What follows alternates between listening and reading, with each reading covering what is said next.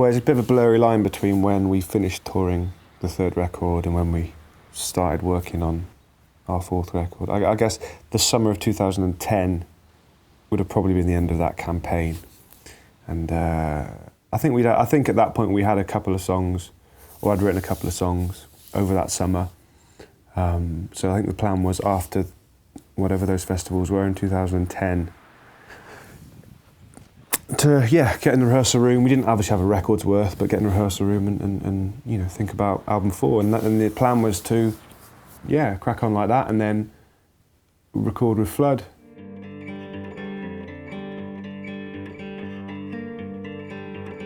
We started, and I think we just initially we were going to do it in periods over a year.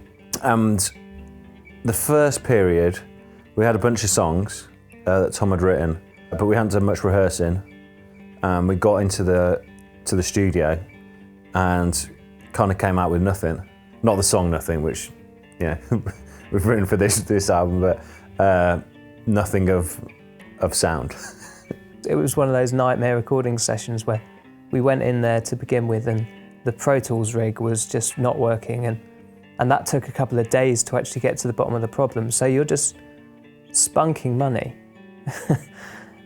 like there's no tomorrow, and communication just started to sort of collapse in on itself, and nobody felt particularly comfortable with anything. The music, I don't think, was interesting everybody in the same way.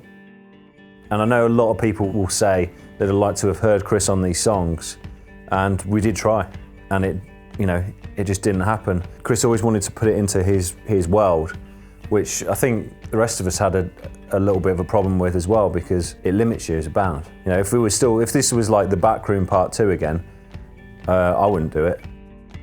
We made a huge decision in sort of asking him to leave the band, because we felt that we couldn't carry on as a band with him in it. And it wasn't just his fault, of course it wasn't. We've all got to take responsibility, but you've got to take responsibility and act and make sure the right things come out of it. And I believe fully that the right things have come out of it, It crossed my mind that it wasn't going to work out for the band. Definitely it was within the realms of possibility that our third record would have been the last Editor's record, and so I guess that's scary. But I fully things change, and it wasn't like I wanted to take these songs and do them on my own. I wanted Editors to keep going, and us three did want the same thing. So we tried our best to make that happen, and now sitting here like a year or so later, of course I'm over the moon that we did. And obviously we needed some more cogs to fill the holes and to get us to where we wanted to be, and I don't know, make us into a band again.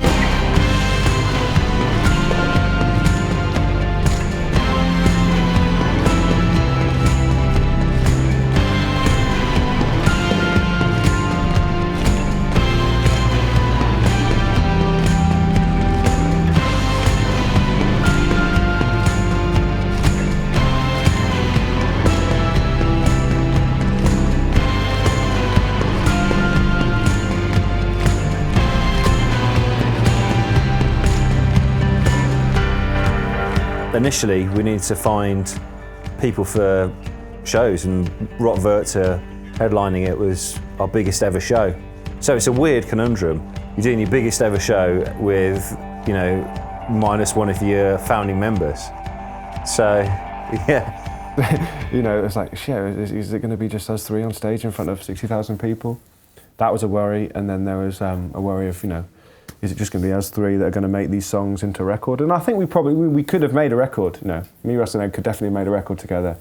I think it would have been good, interesting, but we had to get someone or some people in to do the shows. We worked with Flood, as you know, our last producer, and he'd worked with Your Code Name is Milo, who Justin was a sort of founding member of. So. And I think he'd taken him under his wing a bit. He'd sort of taught him a lot about production and working with bands. So they were very tight. And as soon as we asked Flood if he knew anybody, Justin came to his mind straight away. Flood was great throughout this. You know, this record that we've made, we haven't made it with him, but we did go through an 8-week period of in the studio kind of misery. And, you know, he's a gent and he understands that, and, you know, very grateful for his understanding. And he actually recommended Justin to us because they'd worked on records from his previous bands, and he'd been helping Justin as a producer as well. And he was like, "Oh, you should try Justin," and we were like, "Great, let's go for it." No, the only contact I had with editors was they played with my band 10 years ago in London when we were both really early on, and I never spoke to them. And cut 10 years, and their manager rang me and asked me if I wouldn't mind coming in and helping them out play some shows, which is fair dues. Yeah, we toured with Elliot. He'd opened up for us with Airship, and you know, knew him quite well, and thought he can do a lot of instrumentation, plays guitar, keyboards, and backing vocals, which is not a thing that we've featured prominently before. I obviously knew the guys a little bit before, so I was maybe, you know, a little bit more comfortable than Justin was going straight in. But it was still a bit of a daunting experience going in and playing these songs, because I've also seen the band when I was, you know, maybe 17 years old or something. So then going and asked to, you know, being told you're going to headline Werchter to 80,000 people or whatever, it's pretty crazy.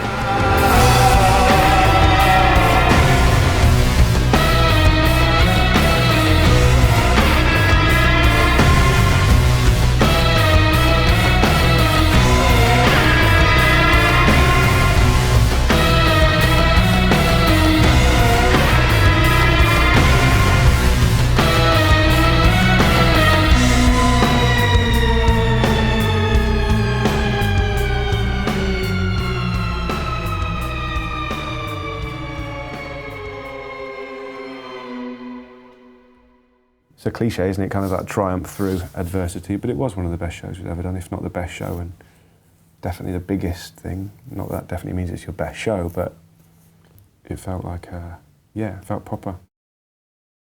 We really enjoyed that show. It kind of felt pretty special because, you know, you've been through a turbulent time and you've come out good and you're feeling positive. So pretty much straight after that show, we got back into the rehearsal room in Birmingham. Good rehearsal space, really relaxed.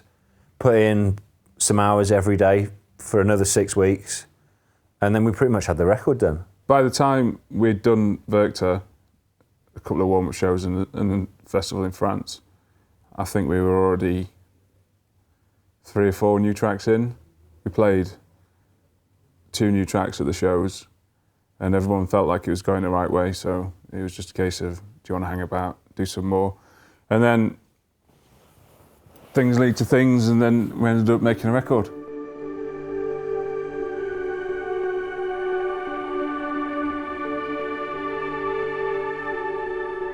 We were kind of forged on that stage, really. I think we've kept that feel has kept going from that point to now. And the band, the dynamic, and understanding everyone's kind of role in the record that we've made. It was all kind of, yeah, it was all forged on that stage in Belgium, in a field in Belgium. And, it's funny because when Chris, you know, when it went wrong with Chris, my gut was to pull the show and, you know, take time to decide how to do this. But we're a democracy, and I was outvoted, and I'm glad I was. You know, yeah.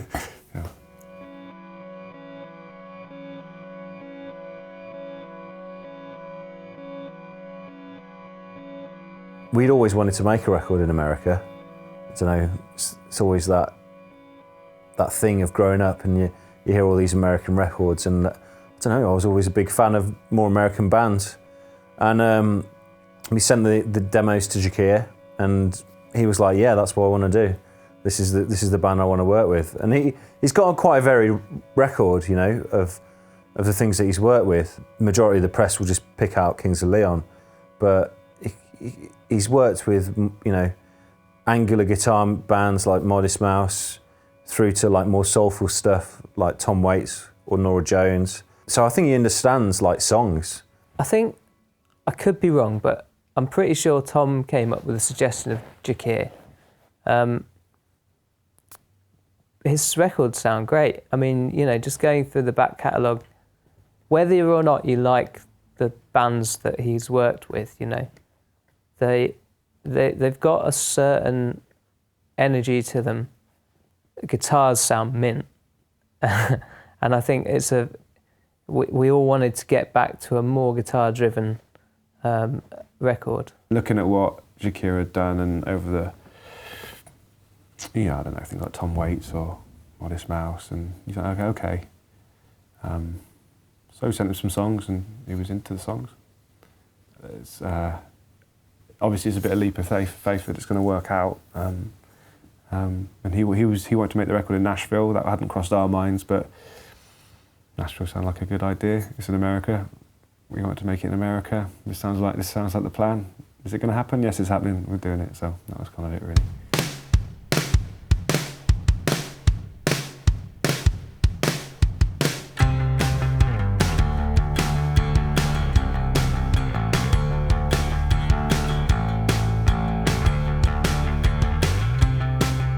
It's been a couple of years since I'd made a record, so I hadn't heard anything from them in a while, and so it made me curious. And I learned about the sort of the lineup change, and that that always piques my interest because it's you know, obviously sometimes those things can be difficult situations to go through, and sometimes the circumstances are happy and sometimes they're not.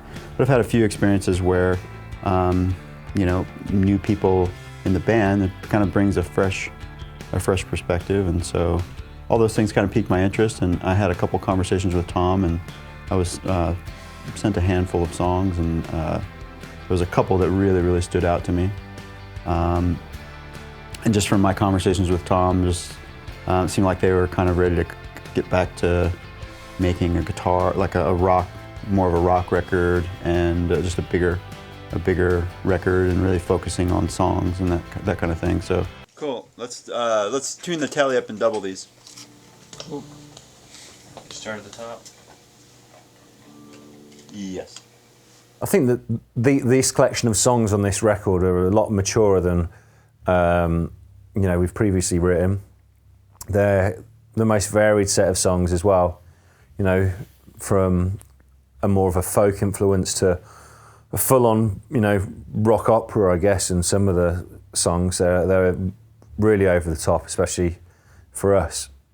And yeah, Justin's guitar playing, it's obviously so different to what Chris would have done.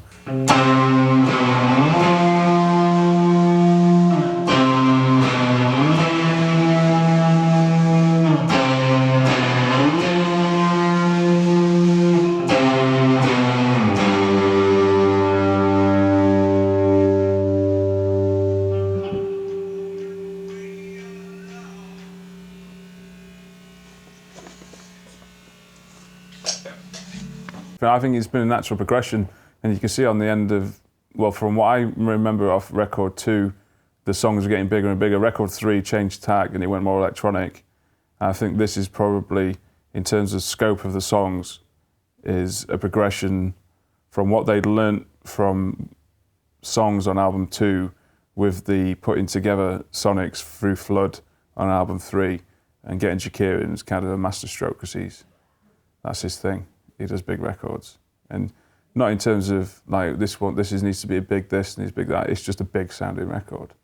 It's 5 dudes playing big parts with massive choruses and massive melodies. Don't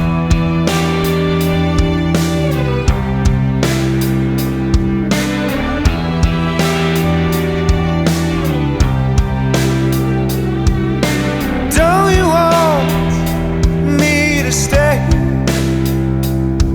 Make a rocking horse get away. The radio says we're in for a fall. The TV says nothing at all. Nothing at all.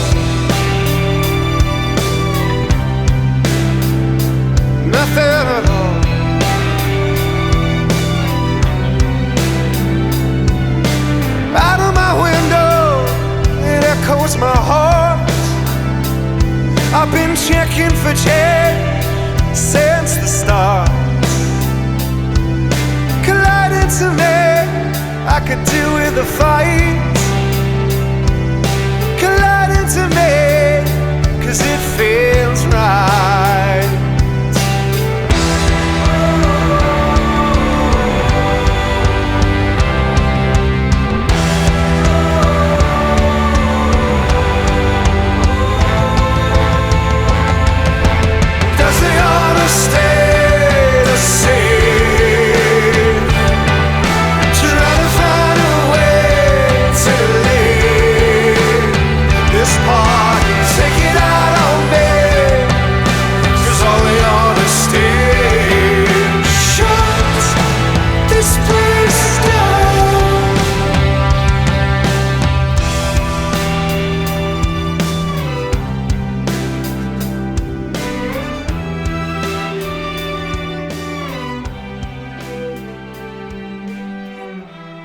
I think we've tried to play everything quite simple on this record. You know, we've always been fans of classic bands, you know, bands that everything seems so effortless and you don't have to multi-track 15 parts on top of it just to give it a bit of, you know, unique impact. I think the way we recorded the record, as I say, quite, you know, just concentrate on getting fantastic sounds, and the parts were just quite minimal, but they fitted in the song correctly. I think that's just the way we wanted it to be. So I've got a lot of confidence at going out and actually playing the songs live, you know, whereas it was when we were trying to figure out how to do the more synthetic record of In This Light and On This Evening, you know, we had a bit of a, like, oh God, how do we put that sound in? You know, what are we going to pull out of that track to make it work live? This one, it's going to be a bit more like, right, these are the major parts, it sounds great, you know, just a 5-piece playing it. You know, with the new band, post-Verctor, nothing's been hard. It's not to say that everything that we've tried has stuck. You know, we've done some versions of songs that we've gone, oh, actually that's not very good. But it's always been like, it's a very, I don't know, it's a very positive place, you know. It's like the 5 of us are kind of, and now I guess 6 of us with Jacquire as well, him slotting into it, like you're going towards the same place, whether you've sat around and talked about what that place is that you're heading towards, but we're trying to do the same thing and know it, like, I don't know, no one's precious if 3 of us aren't feeling a certain idea. But from my side, from the songs that, you know, especially the songs that came later, you know, like, there was a lease of life with a new band, with it all clicking into place, and you know, the songs, those last, I know, 5, 6 songs came pretty quickly. I think it's interesting that they replaced one band member with 2 band members. I think it's brought a lot of dimension to it. Elliot has a fantastic voice, really great singer. His voice is really matches up or complements Tom's really well. So it's kind of given a little bit of dimension there. And you know, Justin's guitar playing, he just loves to play big epic stuff, and he's really good with hooks. I mean, they all are. It's fun, you know. There's new people. You get the sense that there's new people in the room, and it's inspiring all 5 of them to sort of creatively sort of figure each other out and throw ideas around. It's fun to be part of that and see it kind of happening. Cool. Let me listen, please.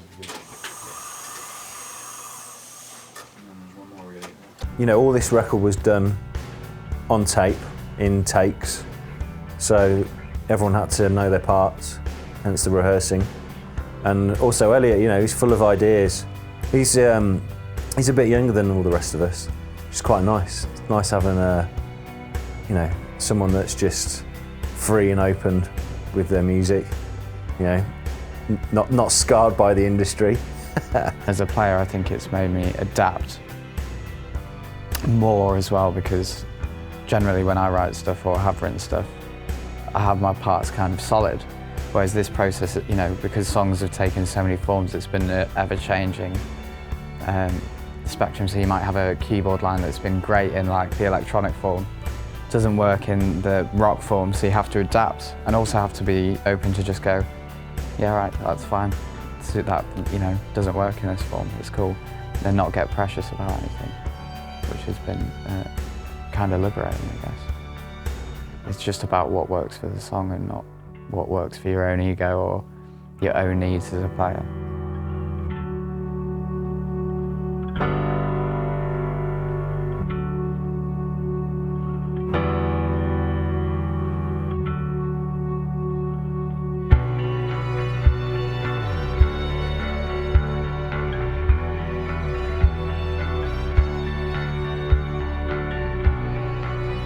So yeah, we're going to go out on the road. Don't know if Elliot's going to be with us for the whole time because he's got his other projects going on, but I think Justin's going to be with us for a foreseeable future, which is good. And yeah, we're going to be a band, get out there, play. People like seeing us play. I think we've got a good thing going on. We put a lot in. Hopefully people get that and enjoy the shows. And I'd like to do another record as soon as we can, because this one's been a good experience. And we've, over the last kind of 6 to 9 months, we've got relationships up to a great point. It'll be interesting to see how they grow as a band touring on this record and sort of see what happens next, because many of these songs have been around, the ideas for the songs. And so, Justin and Elliot coming in, they're sort of putting their spin on existing songs and sort of expanding the creative palette. So it's been great to witness that. But I'm looking forward to new songs that they're all 5 present for since the beginning, just to kind of see where that leads them. And we all get along very well. We're not like plucky 19-year-olds trying to impress by being this and that and now and all that. It's not that kind of band, which is the best kind of band, because you don't have to worry about this. We're just doing whatever it is to serve the songs and make the album the best it can be, and then we'll go and do what we do best, which is live shows.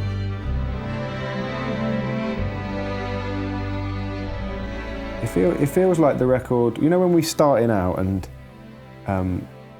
you do all the kind of A&R nonsense and people blowing smoke up your arse and people get involved with you because they think they know what you're going to be.